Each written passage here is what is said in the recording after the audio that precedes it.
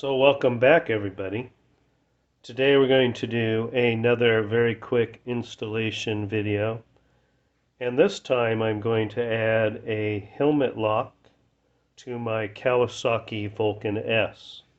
The Kawasaki helmet lock will cost you right around $130. I picked this one up off of Amazon, and it is about $107 cheaper than the OEM part. So let's get started here. This should be quite easy, and I think you'll enjoy it. This helmet lock install is extremely easy. There's no real need to remove your cover here, but I feel you'll be able to see this bracket clearer that way. I definitely want to put thread locker onto my bolt. I'll be using the blue type today. That way it'll be easy enough to remove if I ever need to.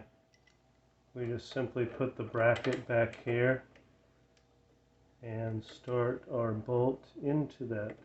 And I want to make sure I don't cross thread that bolt, so I'll work it in by hand till we're almost snug there.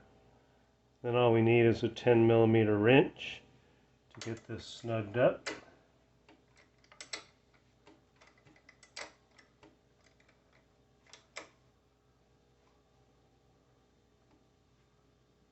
Sure to give it a good torque there.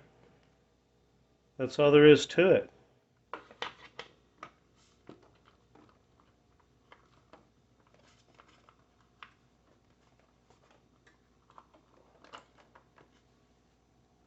So slide that cover back on.